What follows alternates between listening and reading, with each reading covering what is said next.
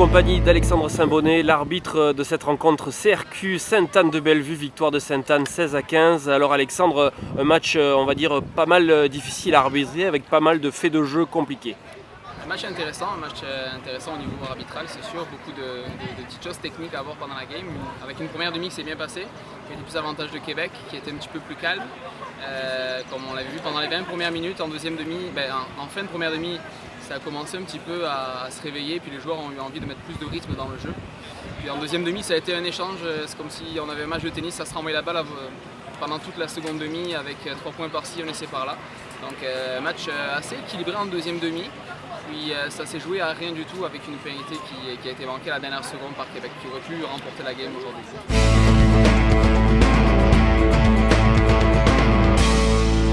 En compagnie de deux hommes heureux du côté de Sainte-Anne-de-Bellevue, victoire à Québec 16-15 dans les derniers instants. À ma gauche, l'homme du match, Zach Jameson, et son entraîneur à ma droite, John Lavry. Un commentaire sur cette rencontre. On va commencer par le coach qui a vécu ça sur le côté du terrain, mais également sur le terrain puisqu'il est rentré en fin de rencontre. C'était un match difficile. On dirait que ça passait d'un côté à l'autre. On a tout dit à l'heure du match. Et au niveau de physicalité, c'était de très haut standard.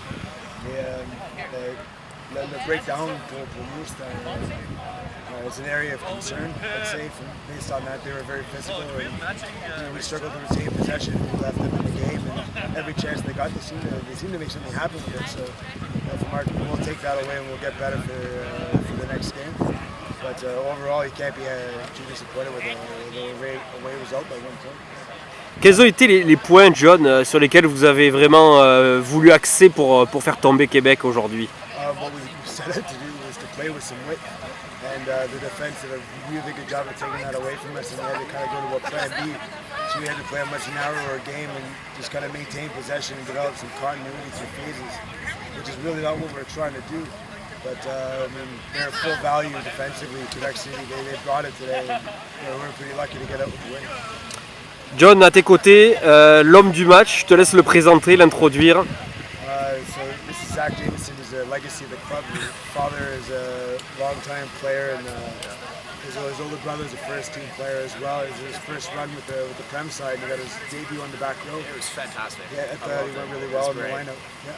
I had a fun time, and it was an amazing opportunity to play. It was fast, it was brutal, and everything you could possibly think of from a rugby game to my standpoint. So to me, it was just great to play, and I'm honored to be on the team for my first time. I'm excited, and I can't wait for the next game.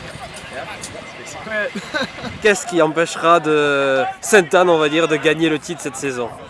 I think the only thing that will get in our way is ourselves. I mean, if you look at the standings and you look at the results over the course of the year, the league is very tight. It gets better every year, the standard of the game. Au niveau de la compétition, chaque équipe pourrait le gagner. Les Irish sont toujours là, les Indiens sont massifs. Les Ottawa Irish ont un mauvais début, mais de semaine à semaine s'améliorent. Puis le Québec, full value. So, I mean, it's very tough to say. Bytown Blues, first year in the league, they ran us to within a point.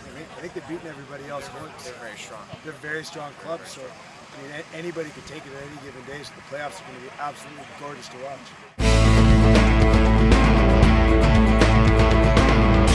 En compagnie de Christophe Rouet, l'entraîneur malheureux, on va dire aujourd'hui, du CRQ, défaite crève-cœur 16-15 dans les derniers instants du match. Alors Christophe, retour sur cette rencontre avec toi.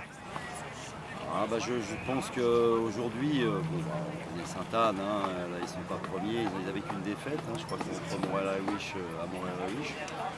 Bon, ils venaient confiants, ils ont leur jeu bien huilé. Nous, depuis 3 matchs, on avait un bon jeu, un bon collectif. On a encore retrouvé aujourd'hui, mais alors je pense qu'on perd le match 16-15 sur l'indiscipline. On gagne 7-6 à la mi-temps, on prend effectivement 2 pénalités. Donc ces 6 points-là coûtent cher en première mi-temps. Et on accumule les fautes, on a pris un carton jaune, 2 cartons jaunes, on a joué à 13, eux aussi ils ont pris un carton jaune. À un moment donné, il y avait un gros déséquilibre. Le score était serré jusqu'à la fin, on prend une pénalité quasiment dans les 5 dernières minutes. Et puis nous, on n'a pas la qualité de la gagne. Bon, bah, elle était très lointaine, donc c'est encore très compliqué. Mais je pense qu'aujourd'hui, voilà, on ne gagne pas par notre indiscipline, trop de fautes dans les rocks à vouloir combattre, qu'à la limite, si on était patient, je pense qu'il y avait de la place pour pouvoir gagner Sainte-Anne aujourd'hui.